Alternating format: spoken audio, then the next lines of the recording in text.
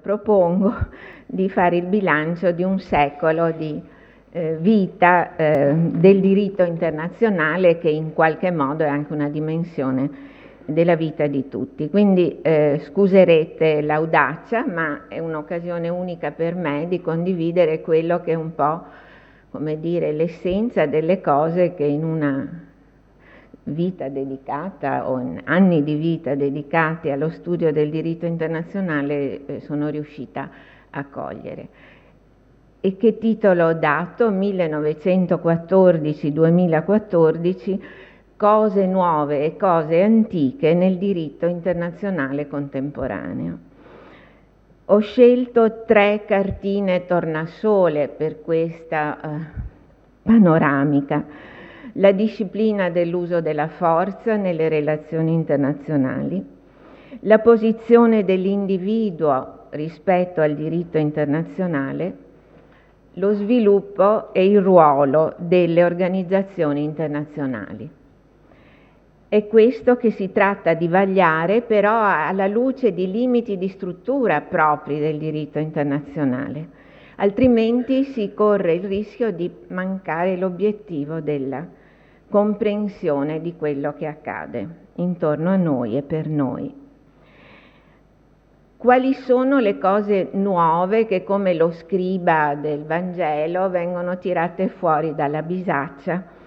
nel valutare questo secolo di storia del diritto internazionale? Per quanto riguarda l'uso della forza, la differenza e il regime dell'uso della forza nelle relazioni internazionali, la differenza è macroscopica. Perché? Perché nel 1914 si era arrivati a un punto in cui il ricorso alla forza nelle relazioni internazionali era libero per gli Stati nelle forme belliche, subordinato ad una manifestazione di volontà unilaterale che era ed è forse ancora la dichiarazione di guerra, che era una sorta di sfida a duello consentita, tollerata dall'ordinamento internazionale, che non andava più a verificare le ragioni, il fondamento delle ragioni della sfida. Una libertà subordinata appunto a che cosa? A una manifestazione dell'animus bellandi, cosiddetto, che doveva essere formalizzata secondo una delle convenzioni dell'Aia del 2007 che hanno concluso la conferenza della pace promossa dallo zar di Russia, ma che poteva essere nel diritto internazionale generale consuetudinario manifestata anche per fatti concludenti, quindi per esempio con la mobilitazione, il superamento dei confini, eccetera. Però va ricordato che il regime dell'uso della forza allora era anche tale da ammettere forme di ricorso alla forza in tempo di pace, quando questo fosse finalizzato alla risposta a un illecito, alla prevenzione di un illecito, quindi alla legittima difesa, e nella risposta all'illecito era compresa la rappresaglia armata, se proporzionata alla gravità dell'illecito stesso, con la conseguenza che era ammesso nei rapporti internazionali una specie di punizione a carico del responsabile di illecito da parte del soggetto leso o dei soggetti lesi, e quindi l'emergere di un ruolo punitivo consentito. Bene, facciamo il salto dei nostri 100 anni e approdiamo a un 2014 in cui l'uso della forza, e non solo, ma la minaccia di uso della forza nelle relazioni internazionali è vietato con solo 2 eccezioni, e addirittura il percorso avviato dalla Carta delle Nazioni Unite si è tradotto nel diritto internazionale generale, cioè l'accordo del 1945 ha poi portato una modifica del diritto generale, così come accertato dalla Corte internazionale di giustizia, e dunque la Carta ignora il potere di creare lo stato di guerra attraverso quell'atto unilaterale di cui parlavo prima, e si limita a individuare i casi in cui il ricorso alla forza nelle relazioni internazionali e la minaccia di uso della forza, invece di essere vietati, sono ammessi in deroga al principio generale del divieto. Ammessi quando sussistano i presupposti della legittima difesa tra Stati, legittima difesa individuale o collettiva. L'articolo 51 della Carta delle Nazioni Unite enuncia il diritto naturale di legittima difesa degli Stati di rispondere all'attacco armato e di aiutare altri membri e Stati a rispondere all'attacco armato. Si dice finché il Consiglio di sicurezza non abbia deciso le misure necessarie. Parleremo tra un attimo del ruolo del Consiglio di sicurezza come una delle dimensioni del diritto internazionale contemporaneo, ma non senza, ma ricordando al contempo la seconda ipotesi in cui il ricorso alla forza nelle relazioni internazionali è ammesso, ed anche la minaccia a titolo di deterrenza, quando l'azione sia raccomandata o decisa dal Consiglio di sicurezza, cioè quando sia il Consiglio di sicurezza a autorizzare i singoli Stati che lo chiedono o a raccomandare agli Stati, a tutti i membri delle Nazioni Unite di rispondere con l'uso della forza a certe minacce alla pace, violazioni della pace o atti di aggressione, oppure raccomandi o la Carta prevedeva decidesse quest'uso in modo vincolante per gli Stati membri. Bene, dico subito che nel 2014 purtroppo non si può contare sulla ipotesi di atti vincolanti del Consiglio di sicurezza che obblighino gli Stati a reagire con la forza. Sin dal 1946-47 si comprese che quell'obbligo che gli Stati avevano di negoziare con il Consiglio di sicurezza degli accordi in cui stabilire quali fossero le forze armate, i mezzi militari, le basi che avrebbero messo a disposizione del Consiglio di sicurezza perché il Consiglio stesso potesse poi nei casi necessari decidere l'impiego della forza. Questi accordi non furono mai conclusi e questo spiega perché le azioni dei caschi blu siano solo eventuali, siano fondate su accordi ad hoc dopo che la crisi è nata e rimesse alla volontà degli Stati che contribuiscono o che tollerano questa reazione. Di qui l'enorme spazio assunto dall'articolo 51,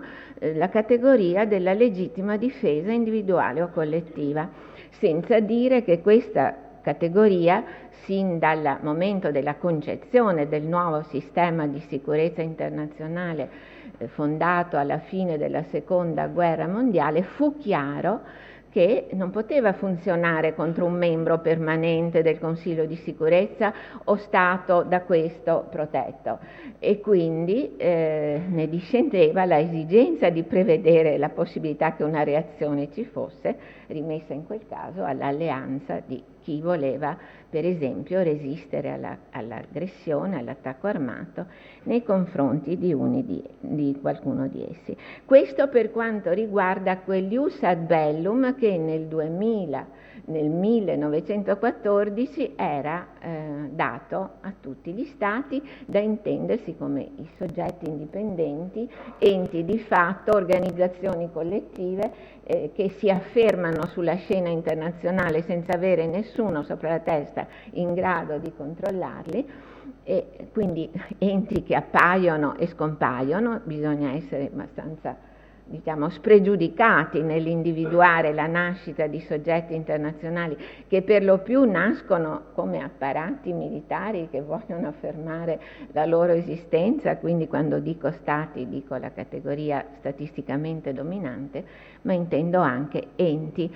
come dire, organizzazioni che riescono a sottrarsi al controllo di altri enti, hanno degli obiettivi da raggiungere per cui sperano di affermarsi in modo indipendente e dei rapporti di questi con gli enti esistenti, gli stati che esistono e la comunità internazionale, come si suole definire,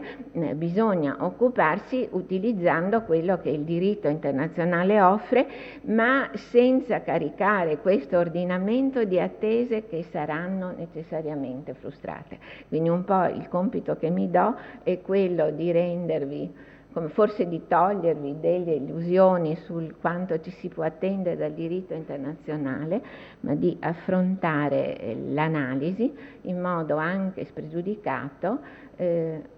forse condividendo quella che Koskeniemi, che è un autore molto come dire, suggestivo che ci offre oggi i suoi scritti, ha chiamato The Gentle Civilizer of International Society, cioè il gentile civilizzatore dei rapporti internazionali è il diritto internazionale che opera come sistema giuridico in un contesto proibitivo, perché è quello di una coesistenza di enti che si presentano, qualcuno ha detto, Holland nell'Ottocento, come i privati nel diritto interno, ma dei privati che non hanno un diritto pubblico che li controlla,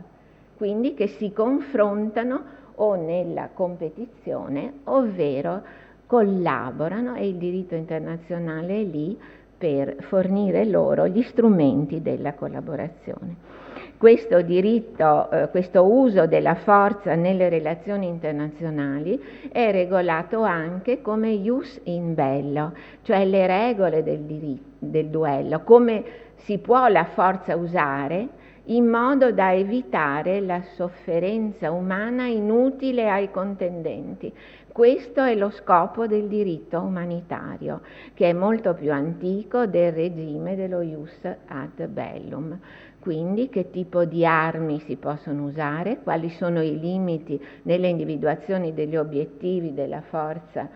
militare, e ci si poteva attendere forse che con il divieto abbastanza radicale di ricorso alla forza nelle relazioni internazionali il diritto, lo ius in bello, il diritto destinato a regolare il conflitto fosse superato.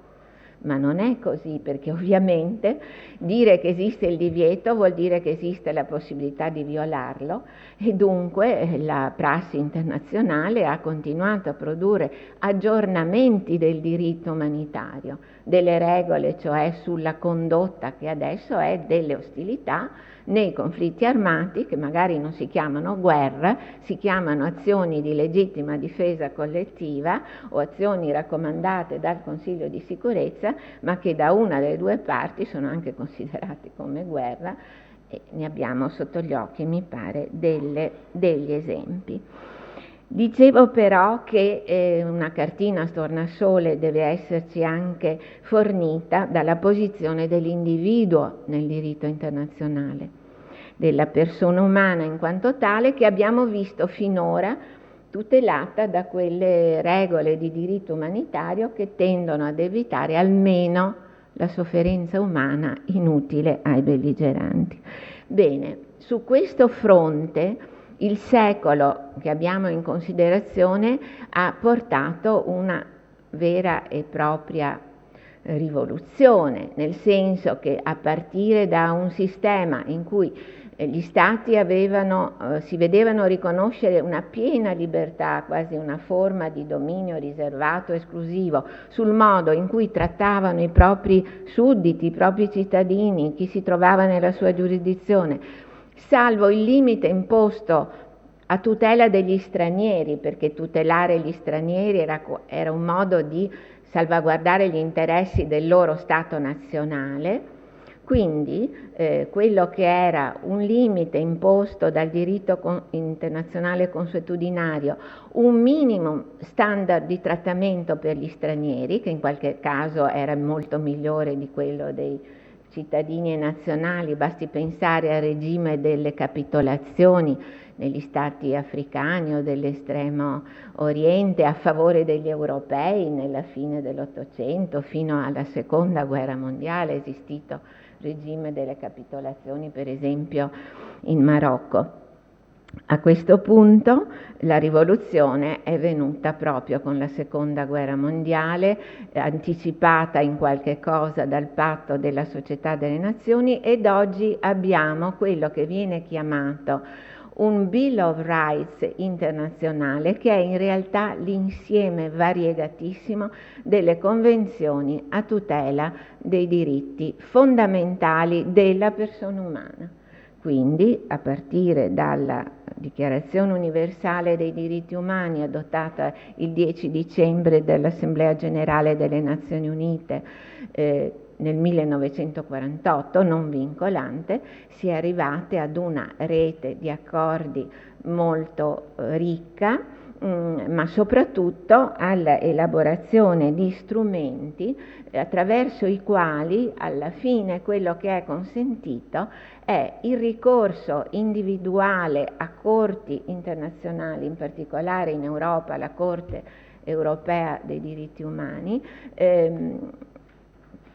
citando lo Stato da cui si ritiene di aver subito una violazione, se questo Stato è parte dell'organizzazione a cui la Corte appartiene ed ha accettato la giurisdizione di questa. Quindi questo è un passaggio assolutamente decisivo e soprattutto non solo a tutela dei diritti, ma anche per far valere responsabilità, è stato immaginato e realizzato un sistema di giustizia penale internazionale. L'ho chiamato sistema, anche se questa parola in realtà dovrebbe essere bandita, perché siamo in presenza di iniziative, di accordi che restano però isolati, non riescono a fare sistema con le altre norme del diritto internazionale, ma siamo arrivati, a partire dall'esempio dei processi di Norimberga e di Tokyo, a una Corte penale internazionale dinanzi alla quale possono essere portati a rispondere capi di Stato e di governo, e quindi senza la possibilità di invocare le tradizionali immunità dei vertici dello Stato dalla giurisdizione degli Stati, perché qui non di giurisdizione statale si tratta, ma di quella che chiamiamo giurisdizione sovranazionale, cioè parte di enti diversi dalle organizzazioni statali. E con ciò già ci siamo portati al terzo fronte che come dire, suggerisco di prendere in considerazione onde valutare i passi avanti veramente consistenti che si sono fatti attraverso le lacrime e sangue che questo secolo ha portato alle generazioni che ci hanno preceduto e a quelle che ci stanno seguendo. Bene, a fronte di queste realtà, cioè noi abbiamo visto la posizione degli individui, ma ci siamo trovati tra le mani la realtà di una rete di migliaia ormai di organizzazioni internazionali che vorrei prendessimo in esame innanzitutto come organizzazioni intergovernative, quindi create da accordi internazionali per svolgere ruoli che altrimenti sarebbero degli stati, quindi è una forma di specializzazione. Le prime organizzazioni internazionali erano già nate nella seconda metà dell'Ottocento, erano organizzazioni amministrative, l'Unione Postale Universale, l'Organizzazione per la protezione della proprietà intellettuale o della proprietà industriale, l'idea che si potesse depositare una domanda di brevetto o di sul diritto d'autore presso un ufficio internazionale e che questo valesse come se fosse depositata presso gli Stati membri dell'organizzazione. Però quello che sappiamo è che dopo la Prima Guerra Mondiale è nata la prima organizzazione a fini generali, cioè la Società delle Nazioni, con il patto annesso al Trattato di Versailles, poi la Carta delle Nazioni Unite, con quel ruolo unico, specifico, decisivo e non ancora superato a dispetto delle 1000 violazioni che sono avvenute, del Consiglio di sicurezza, perché questo è un ruolo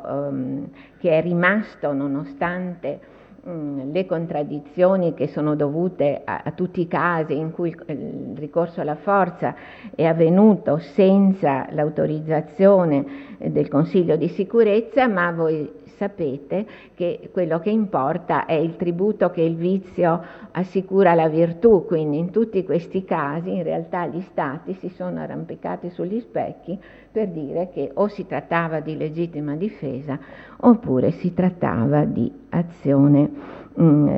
raccomandata in qualche modo dal Consiglio di sicurezza. Abbiamo fatto l'esame delle cose nuove, alcune soltanto, e scuserete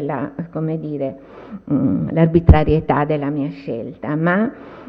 quello che importa è vedere lo zoccolo duro del diritto internazionale nel suo modo di essere, perché altrimenti rischiamo di passare la vita a denunciare per esempio i fallimenti delle Nazioni Unite. È fallito in una situazione, fallisce contro l'ISIS,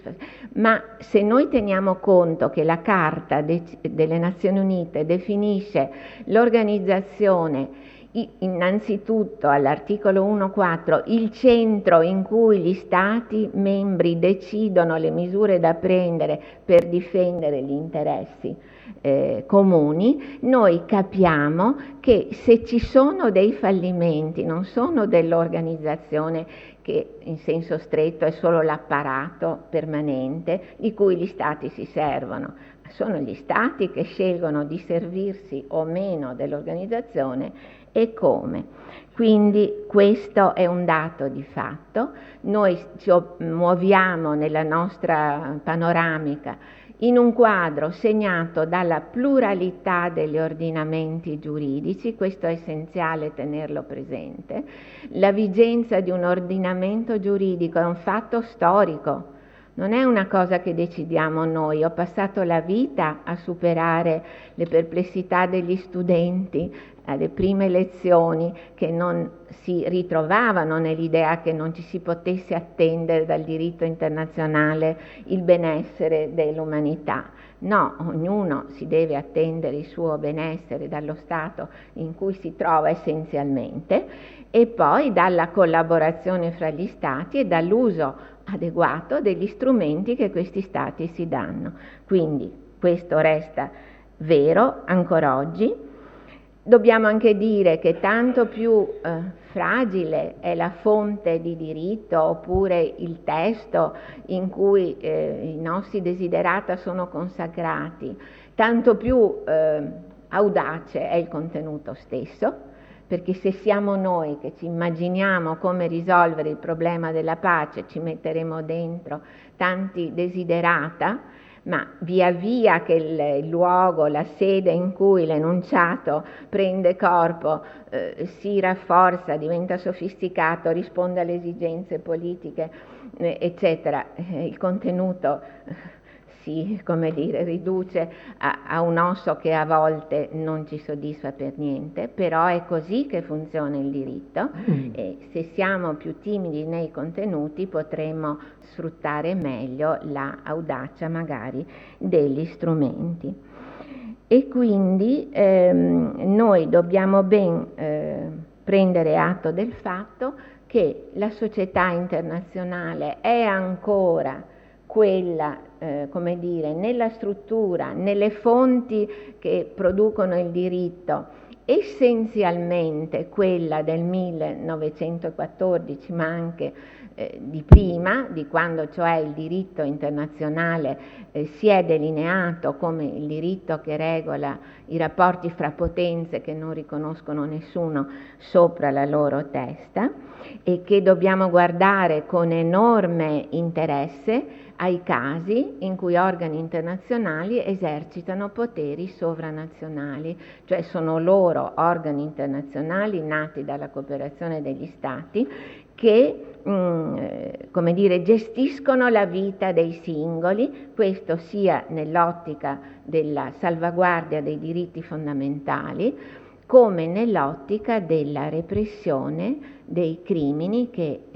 a questo punto possono essere imputati ai singoli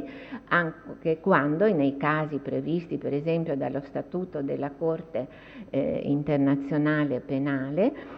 anche quando i singoli hanno operato come organi del proprio Stato, perché altrimenti l'essere parte dell'apparato trovava, e non si sa ancora se trovi ancora, la difesa di appartenere all'organizzazione effettiva dello Stato e che dunque è lo Stato che deve risponderne e non il singolo.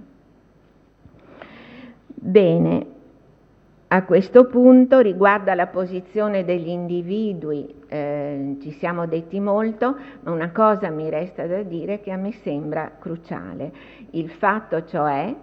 che gli Stati membri assumono obblighi di rispetto dei diritti fondamentali nei confronti delle persone umane in quanto tali e non come stranieri, che era il massimo della protezione nel 1914, ma in quanto persone umane, ma solo nei confronti di chi si trovi nella loro giurisdizione. Ecco, i diritti sono universali, ma non è universale l'obbligo degli Stati nel rispettare questi diritti. Se voi poi tenete conto che all'attribuzione dei diritti fondamentali si accompagna il principio di non discriminazione nei principi attribuiti, capiamo subito che gli Stati assumono questo obbligo di non discriminazione nei confronti di chi si trovi nella loro giurisdizione, non nei confronti di chi invece sia sottoposto alla giurisdizione di altri Stati. Qui è solo la collaborazione fra Stati che permette come dire, l'impegno che tra l'altro molte delle persone che animano il movimento, la globalizzazione umanitaria, il movimento transnazionale in difesa dei diritti fondamentali, dei diritti dei popoli, che è un'altra delle novità sulle quali tra l'altro vorrei poi concludere. Ebbene, lo Stato, che fosse premuto dal di dentro, dalle sue frange di opinione pubblica più avvertite, dalla società civile più animata da intento di assicurare il benessere che uno ha anche a chi non ce l'ha, bene, gli Stati attraverso la loro collaborazione e usando le organizzazioni internazionali molto potranno fare, però come dire, è un movimento lentissimo. Io sfido